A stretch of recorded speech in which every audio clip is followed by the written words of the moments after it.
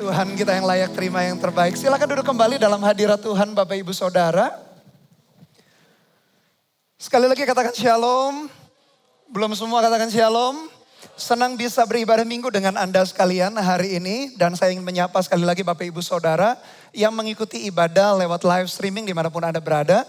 Buka hati, dengarkan firman dan kita kerjakan bersama-sama. Karena Dia rindu menuntun kita berjalan di dalam anugerah-Nya. Bapak Ibu Saudara, setelah melewati liburan yang cukup panjang dan kita yakin bahwa rencana Tuhan itu belum selesai dan saya berharap liburan kita membuat kita juga refresh.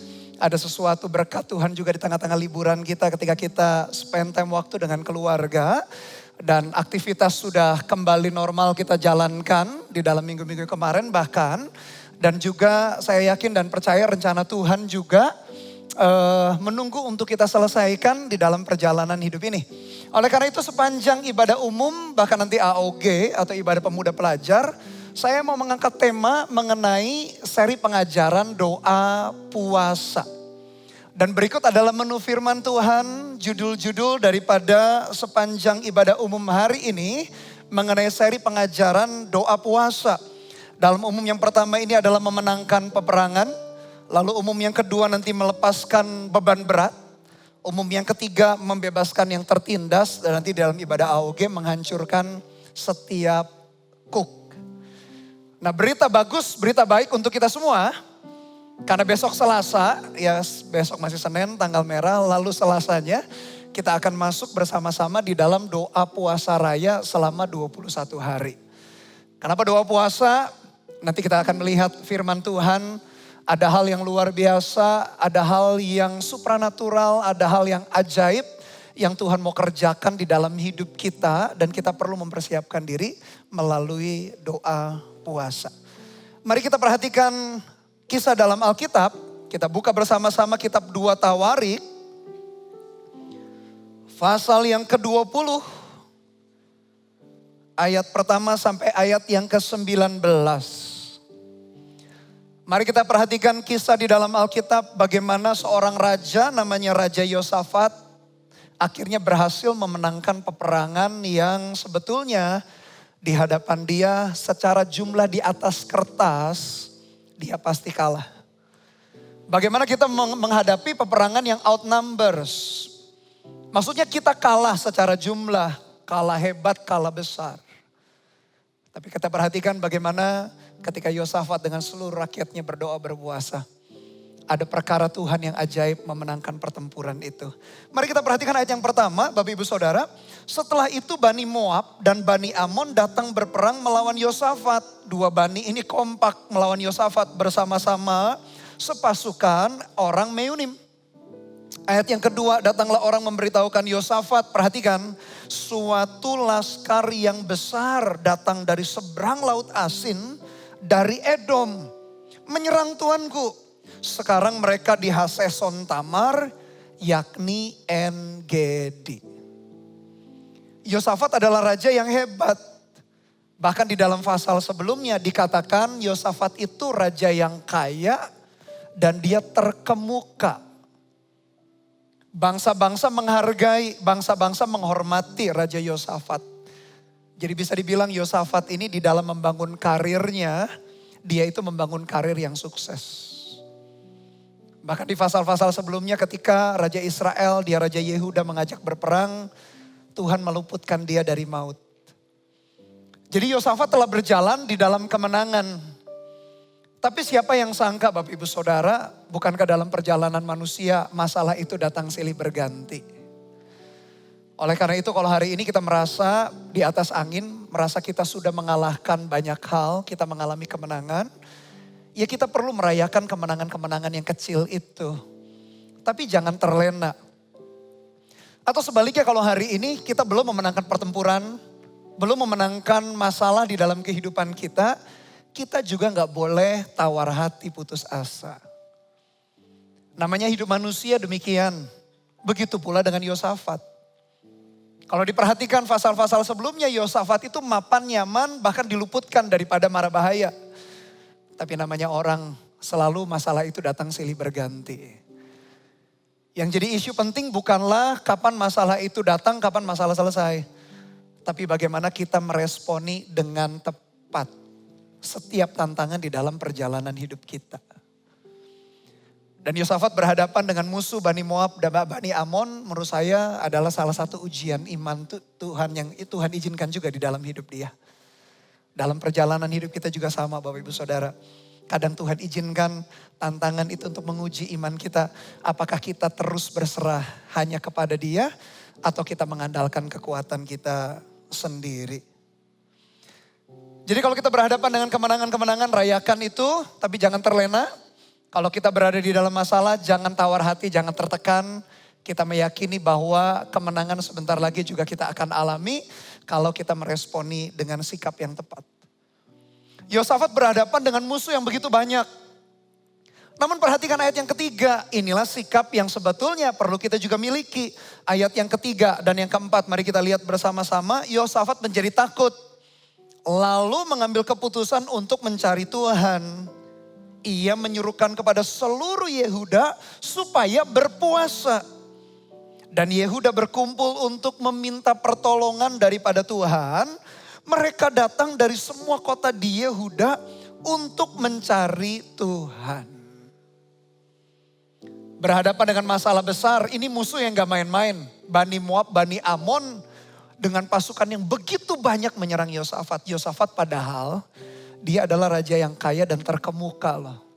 Jadi kalau bisa dibilang militernya pun yang dimiliki Yosafat, Raja Yehuda pun adalah militer yang bagus. Tapi berhadapan dengan dua bani itu, dua bangsa itu, gemetar juga Yosafat.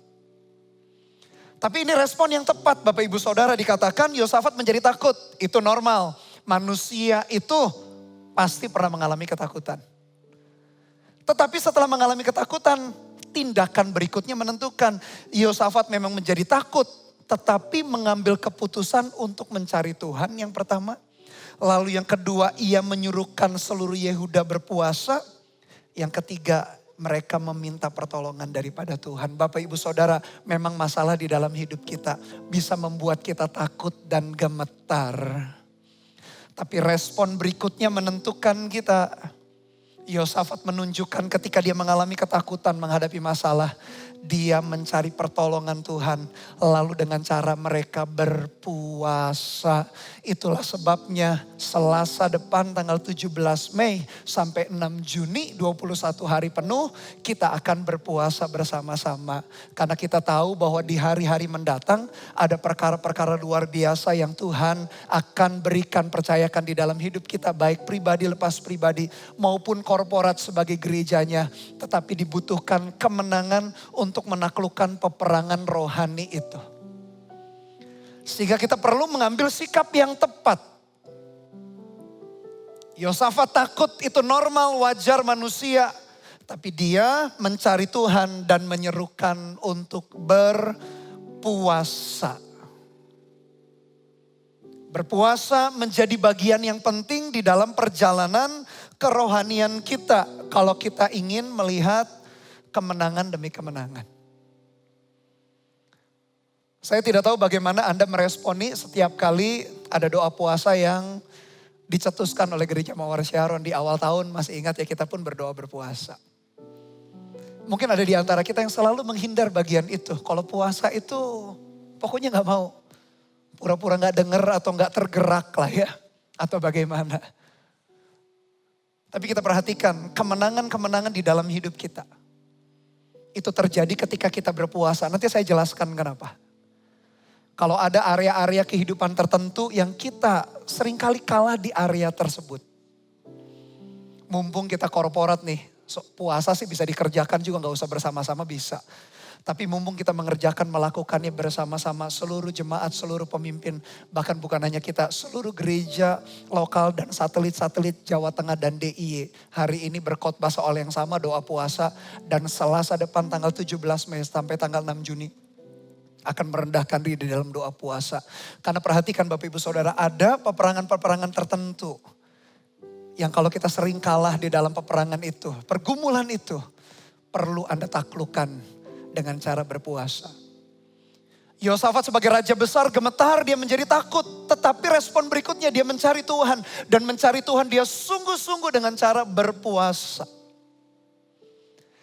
Dan kalau kita pelajari Alkitab kita, puasa sesuai dengan Alkitab kita itu selalu berbicara mengenai pantang makanan, tidak makan. Memang bisa juga sih puasa misalnya pantang nonton, pantang main game, bisa juga.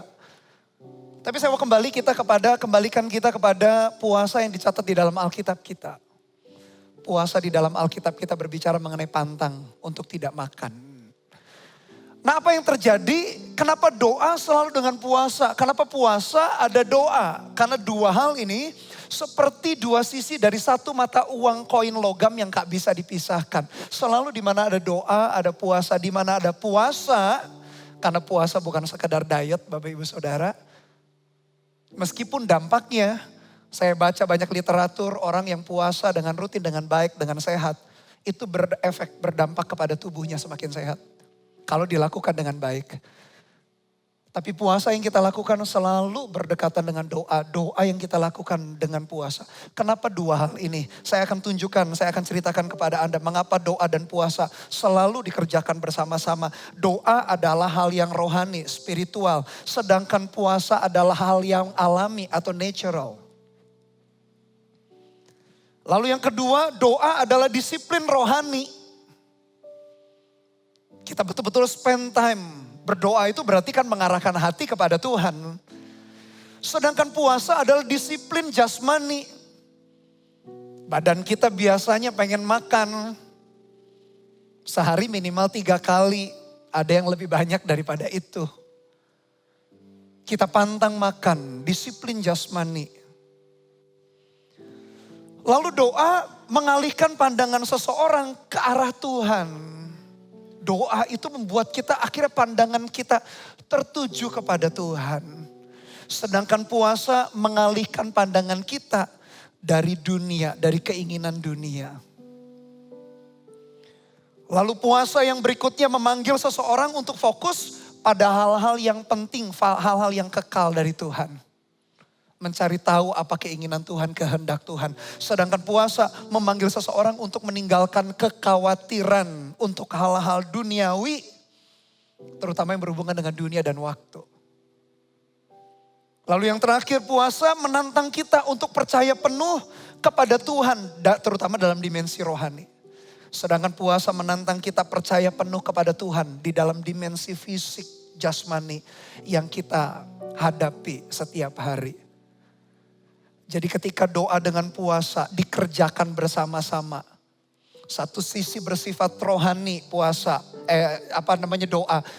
Puasa bersifat natural. Yang satu disiplin rohani, yang satu disiplin jasmani. Yang satu membuat kita fokus kepada Tuhan, yang satu mengalihkan pandangan kita dari dunia. Yang satu membuat kita mengerti tujuan Tuhan yang penting. Yang satu membuat kita meninggalkan kekhawatiran daripada hal-hal duniawi.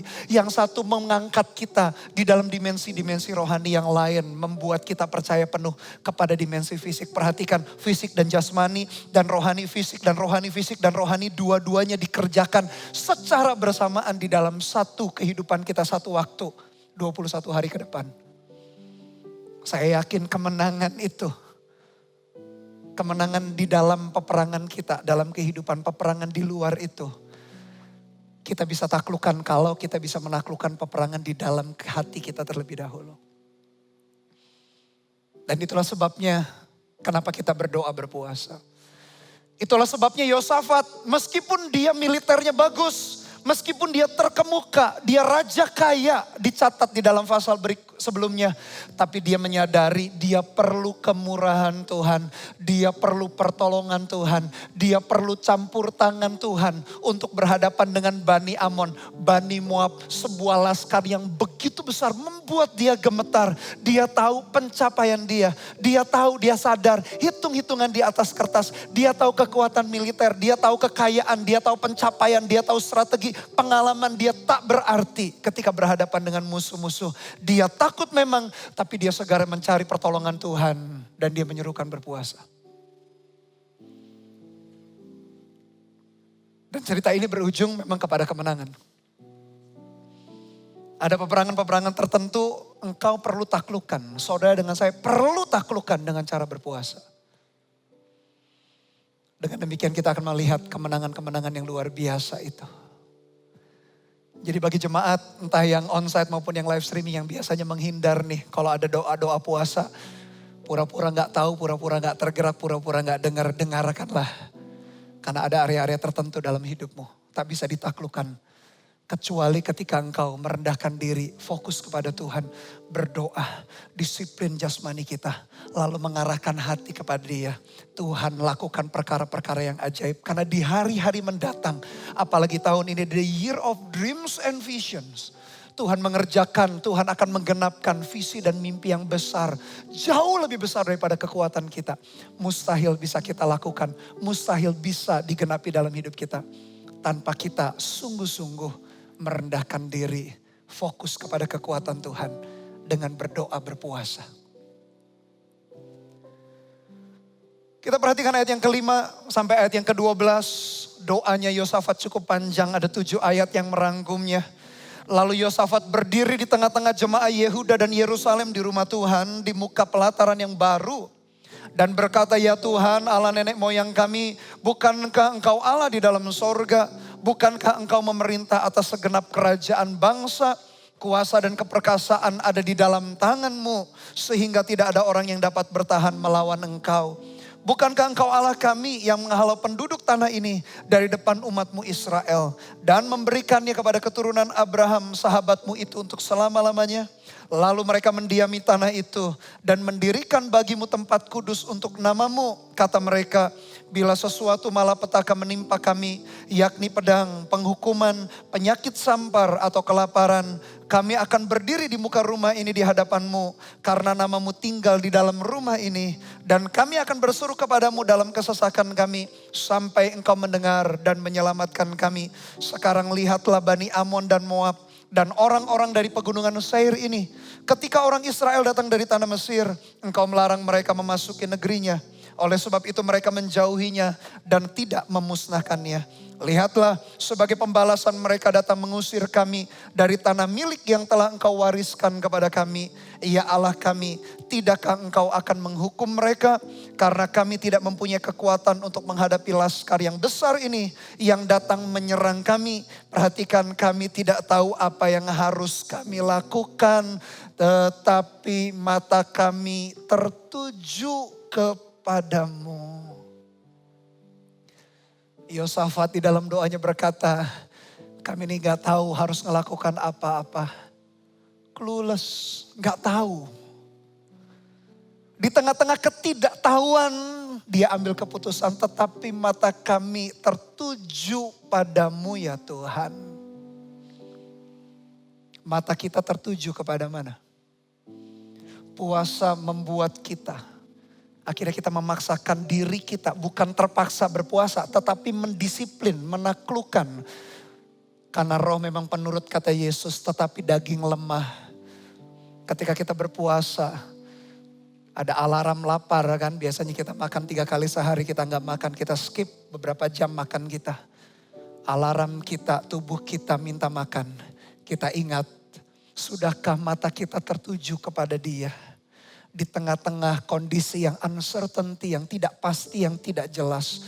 Mata kami bisa tertuju kepadamu ya Tuhan. Pertanyaannya, mata kita tertuju kepada siapa? Kepada orang tua kita yang bisa menolong, kepada rekan kita, kepada orang yang biasanya membantu kita. Kepada siapa mata kita tertuju? Doa puasa memaksakan, mendisiplin, menaklukkan daging kita. Kita berkata, daging, mata kita tertuju hanya kepada Tuhan. Selama ini ku andalkan kekuatanku, kepandaianku, koneksiku. Selama ini aku pura-pura gak dengar kalau puasa. Tapi hari ini, besok Selasa tepatnya, kita berkata kepada daging kita, daging tunduk. Karena Yesus sendiri mengingatkan murid-murid waktu itu. Tidak sanggupkah engkau berdoa 1 jam lamanya? Kemudian Yesus berkata, memang roh itu penurut tapi daging lemah. Taklukkan daging kita. Karena di balik menaklukkan daging kita, Ada kemenangan yang layak, yang worth it untuk kita perjuangkan. Karena ada kemenangan yang besar. Ada visi mimpi yang besar di dalam the year of dreams and visions. Yang Tuhan mau berikan di dalam hidup kita. Dan mustahil bisa kita capai, mustahil bisa kita peroleh. Kalau kita tidak merendahkan diri. Dalam doa yang panjang, dari ayat 5 sampai 12, sebetulnya kita bisa temukan ada 5 prinsip penting di dalam berdoanya Yosafat. Yang pertama, sebetulnya dia menyerahkan situasi kepada Tuhan, karena dia tahu hanya Tuhan yang bisa menyelamatkan bangsanya. Sikap yang pertama, dia menyerahkan situasi kepada Tuhan. Dia serahkan kondisi yang mustahil itu kepada Tuhan. Tuhan adalah pribadi yang mahir. Dari dulu, sekarang, sampai selamanya. Dia mahir berhadapan dengan kondisi yang mustahil dalam hidup kita. Bapak Ibu Saudara, kalau hari ini kita bertemu dengan kondisi yang mustahil, bersyukur untuk itu. Karena kita berada di jalan yang tepat untuk Tuhan melakukan mujizatnya. Karena dulu, sekarang, sampai selama-lamanya, dia pribadi yang tak pernah berubah. Dia expert, dia expertise, dia ahli, dia terampil mengerjakan hal-hal yang mustahil. Prinsip pertama yang berdoa yang diserukan oleh Yosafat, dia menyerahkan situasi kepada Tuhan. Serahkan situasi kita kepada dia. Yang kedua, dia mencari perkenanan Tuhan karena umatnya adalah umat Tuhan. Dia mencari kasih karunia Tuhan. Dia mencari perkenanan. Dia mencari favor daripada Tuhan. Saat kita nanti doa puasa, mintalah kemurahannya, mintalah anugerahnya, mintalah kasih setia Tuhan. Karena di luar anugerah Tuhan, kita tak mampu berbuat apa-apa. Minta kemurahan dari Tuhan. Minta perkenanannya. Itulah yang Yosafat lakukan. Prinsip yang ketiga yang Yosafat pegang di dalam doanya, dia mengakui kedaulatan Tuhan atas situasi yang dia hadapi. Dia tahu situasi bisa kacau, bisa chaos. Tapi dia percaya Tuhan masih pegang kendali. Tuhan masih berdaulat, Tuhan masih pegang kontrol. Kalau para ahli, manusia sebagai para ahli, mungkin kita konsultasi dengan mereka sebagai ahli bisnis, ahli ekonomi, ahli kesehatan, atau ahli yang lain. Kadang manusia bisa angkat tangan. Tapi ketahuilah Tuhan masih pegang kontrol. Dialah yang berdaulat sampai selama-lamanya. Itu prinsip yang ketiga yang Yosafat pegang ketika dia menaikkan doanya. Yang keempat, ia memuji kemuliaan Allah. Dan terhibur dengan janji-janjinya, dia berkata, bukankah engkau yang memberikan tanah perjanjian itu? Engkau setia kepada Abraham, engkau berikan. Bersyukur buat janji Tuhan. Ingat janji-janji Tuhan dalam hidup kita Bapak Ibu Saudara. Daud, dia diurapi jadi raja umur 17 tahun, 13 tahun dia menantikan jadi raja. Di tengah-tengah perjalanan itu. Mungkin hatinya mulai meragukan Tuhan, tapi dia ngomong hati-hati demikian Tuhan. Ku simpan janjimu dalam hatiku supaya aku gak berdosa. Di tengah 17 tahun, 13 tahun penantian jadi raja. Dia berkata Tuhan, ku simpan janjimu dalam hatiku supaya aku tidak berdosa. Demikian juga dengan Yosafat. Ia memuji kemuliaan Tuhan dan terhibur dengan setiap janji Tuhan. Yang kelima, dia menyatakan ketergantungan penuh kepada Tuhan. Bukan kepada dirinya sendiri. Tadi dalam ayat yang ke-12 ia berkata Tuhan, kami bahkan tidak tahu apa yang kami bisa lakukan. Tetapi mata kami tertuju hanya kepadamu. Ketika kita berdoa berpuasa, mata kita tertuju hanya kepada Tuhan. Bukan kepada kekuatan kita, bukan kepada pencapaian kita. Bukan kepada prestasi kita, bukan kepada kehebatan kita. Ketika kita berdoa berpuasa, biarkan mata kita tertuju kepada Tuhan. Seperti yang Yosafat serukan di dalam hidupnya. Seperti yang Yosafat naikkan di dalam doanya. Di tengah-tengah dia hopeless. Dia gak tahu bagaimana cara menaklukkan musuh. Kiri, kanan, depan, belakang boleh memenjarakan kita. Boleh menekan kita, menghimpit kita. Tapi masih ada jalan ke atas. Ketika kita berdoa, berpuasa, merendahkan diri. Ayat yang ke-13 mari kita perhatikan. Sementara itu seluruh Yehuda berdiri di hadapan Tuhan. Ini yang saya suka, perhatikan kalimat berikutnya. Juga segenap keluarga mereka dengan istri dan anak-anak mereka. Mereka merendahkan diri kompak dengan keluarga. Hari ini kalau Anda datang dengan pasanganmu atau anak-anakmu nanti di AOG, saya juga akan menyampaikan soal doa puasa. Sama-sama satu keluarga berdoa berpuasa, lihat apa yang Tuhan kerjakan dalam hidup keluargamu. Tapi mungkin ada di antara kita yang berkata, Pastor Bernard, tapi pasanganku belum takut akan Tuhan. Gak ke gereja, jadi gak ngerti.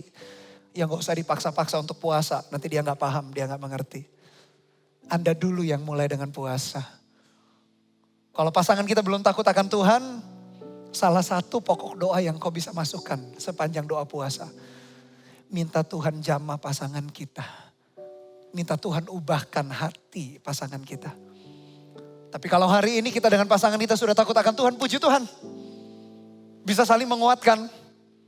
Mungkin pasangannya lupa puasa. Atau gak mau puasa, pasangannya mengingatkan. Pokoknya kalau pasangan cinta Tuhan, takut akan Tuhan, asik kompak. Saling mengingatkan, saling menguatkan. Kalau belum takut akan Tuhan gak apa-apa, kita duluan yang puasa. Salah satu pokok doanya, Tuhan jamah pasanganku. Jangan dipaksa puasa, dia gak paham. Anda yang berpuasa doakan. Lihat, kita berdoa supaya Tuhan pun menyelamatkan pasangan kita. Atau ada anak kita yang belum takut akan Tuhan. Bawa anak kita juga di dalam doa puasa kita. Saya percaya peperangan yang kita sendiri merasa outnumbers. Kita sendiri merasa kayaknya kalah. Tapi ketika kita merendahkan hati, Tuhan memberikan kemenangan. Ketika kita merendahkan diri kita. Ayat 14, lalu Yahaziel bin Sakaria bin Benaya bin Matanya, seorang Lewi dari Bani Asaf, dihinggapi roh Tuhan di tengah-tengah jemaah. Dan berseru, camkanlah hai seluruh Yehuda dan penduduk Yerusalem dan tuanku Raja Yosafat, beginilah firman Tuhan kepadamu. Setelah mereka berdoa berpuasa, janganlah kamu takut dan terkejut karena laskar yang besar ini. Sebab bukan kamu yang berperang, melainkan Allah. Besok haruslah kamu turun menyerang mereka. Mereka akan mendaki pendakian Sis. Dan kamu akan mendapati mereka di ujung lembah di muka padang gurun Yeruel. Perhatikan ayat 17. Dalam peperangan ini tidak usah kamu bertempur. Hai Yehuda dan Yerusalem, tinggallah berdiri di tempatmu. Dan lihatlah bagaimana Tuhan memberikan kemenangan kepadamu. Janganlah kamu takut dan terkejut. Majulah besok menghadapi mereka. Tuhan akan menyertai kamu. Banyak hal peperangan dalam hidup kita itu memang gak bisa ditaklukkan oleh kita. Maksudnya Pastor Bernard berarti kita nganggur aja, kita santai saja. Bukan. Tetap Anda harus rajin, kita harus tekun. Lakukan bagian kita. Kalau itu pekerjaan, kerjakan dengan excellent. Kalau itu bisnis kita, kerjakan dengan takut dan gentar akan Tuhan. Kalau itu bisnis kita, bangun servis yang baik, pelayanan yang baik supaya bisnis kita customernya puas. Kalau kita berkarir, lakukan excellent, berjalan 2 mil. Supaya ketika atasan kita, pemimpin kita mencari orang untuk dipromosi, dipercayakan kepada posisi yang lebih tinggi. Mereka gak bisa mengalihkan pandangannya selain memilih Anda. Karena Anda mengerjakan pekerjaanmu dengan excellent. Saya yakin, saya percaya dalam kerajaan surga tidak ada pengangguran. Kita lakukan bagian kita dengan rajin, harus dengan tekun. Tapi sadari Bapak Ibu Saudara, ada peperangan-peperangan tertentu yang kita memang gak bisa menang. Butuh pertolongan Tuhan yang masuk di dalamnya. Itulah sebabnya peperangan Yosafat ini. Pesan Tuhan sebetulnya Yahaziel ini siapa sih? Yahaziel ini adalah, dia itu pemain musik. Dia dikatakan dari seorang Lewi dari Bani Asaf. Bani Asaf itu pemuji. Kalau hari ini Departemen Praise and Worship-nya Gereja Mawar Sharon. Tuhan bisa pakai untuk menyampaikan pesan Tuhan. Perhatikan Bapak Ibu Saudara, ada peperangan di dalam hidupmu, dalam hidup saya yang gak bisa ditaklukkan. Hanya sekedar kita rajin saja. Saya membangun hidup saya dengan rajin, dengan disiplin. Saya banyak mengambil teladan papa saya. Papa saya seorang yang disiplin, seorang yang rajin, tepat waktu. Saya belajar dari seorang papa.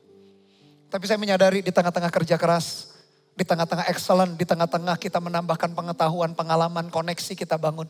Tetap ada area tertentu. Kalau tidak mata kita tertuju kepada Tuhan dan minta kemurahan Tuhan, tak bisa ditaklukkan. Kita perlu kemurahan Tuhan dengan cara kita merendahkan diri. Itulah sebabnya pesan Tuhan kepada Raja Yosafat dan bangsa Yehuda lewat Yahasiel, dalam peperangan ini tidak usah kamu bertempur. Ada peperangan yang memang perlu ditaklukkan, perlu kuasa Tuhan untuk menaklukkannya. Lalu ayat 18, lalu berlututlah Yosafat dengan mukanya ke tanah. Seluruh Yehuda dan penduduk Yerusalem pun sujud di hadapan Tuhan menyembah kepadanya. Sebuah pemandangan yang indah. Mereka betul-betul berserah kepada Tuhan. Kemudian orang Lewi dari Bani Kehat dan Bani Korah bangkit berdiri untuk menyanyikan puji-pujian bagi Tuhan Allah Israel dengan suara yang sangat nyaring. Keesokan harinya pagi-pagi mereka maju menuju padang gurun Tekoa. Ketika mereka hendak berangkat, berdirilah Yosafat dan berkata, dengar hai Yehuda dan penduduk Yerusalem. Percayalah kepada Tuhan Allahmu dan kamu akan tetap teguh. Percayalah kepada nabi-nabinya dan kamu akan berhasil. Percaya kepada Tuhan kita tetap teguh. Percaya kepada hamba-hambanya kamu akan berhasil. Seruan yang sama saya serukan kepada jemaat gereja Mawar Sharon. Dengarkan firman-Nya, dengarkan apa yang Tuhan taruh dalam hati saya. Dengan demikian kita akan dibuatnya teguh dan berhasil. Setelah ia berunding dengan rakyat, ia mengangkat orang-orang yang akan menyanyi nyanyian untuk Tuhan dan memuji Tuhan dalam pakaian kudus yang semarak pada waktu mereka keluar di muka orang-orang bersenjata sambil menyanyikan, sambil berkata, nyanyikanlah nyanyian syukur bagi Tuhan bahwasanya untuk selama-lamanya kasih setianya. Ketika mereka mulai bersorak-sorai dan menyanyikan nyanyian pujian, dibuat Tuhanlah penghadangan terhadap Bani Amon dan Bani Moab dan orang-orang dari pegunungan Sair yang hendak menyerang Yehuda. Sehingga kalimat terakhir Bapak Ibu Saudara, mereka terpukul kalah. Ini peperangan macam apa? Persis kayak Yosua berhadapan dengan Yeriko. Yeriko itu tebal temboknya luar biasa. Gak mungkin dihancurkan. Gak mungkin mereka dorong hantam dari luar, gak mungkin. Tuhan berpesan kamu keliling 7 hari. 6 hari pertama 1 keliling saja. Yang terakhir 7 kali, setelah itu bersorak-sorai. Yosafat juga sama. Di hadapan orang bersenjata, tadi dikatakan mereka malah nyanyi. Bahwasanya untuk selamanya kasih setianya. Sebab Tuhan baik, bahwasanya untuk selamanya kasih setianya. Peperangan macam apa? Strategi macam apa Bapak Ibu Saudara? Tapi ternyata musuh terpukul kalah. Karena memang ada peperangan-peperangan tertentu yang tak bisa kita taklukkan dengan pemikiran, strategi, pengalaman, koneksi, pencapaian kita. Hanya bisa ditaklukkan ketika kita merendahkan diri kita. Kita mengangkat hati kita di dalam doa puasa. Sambil kita ingat kebaikan Tuhan. Menyanyi-nyanyikan pujian sebab Tuhan baik. Bahwasanya untuk selamanya kasih setianya. Dan akhirnya musuh Yosafat terpukul kalah.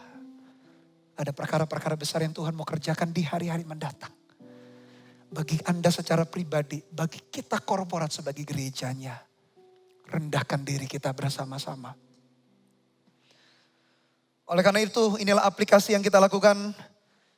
Saya mengajak Anda terlibat dalam doa puasa 21 hari dari tanggal 17 Mei sampai 6 Juni. Ada 21 hari, goal kita ada 2. Yang pertama adalah personal revival. Pandemi kita sudah lewati 2 tahun. Mungkin kerohanian jemaat banyak yang up and down. Tapi lewat doa puasa ini saya serukan setiap jemaat mengalami kebangunan rohani secara pribadi. Hatinya kembali menyala-nyala untuk perkara-perkara rohani.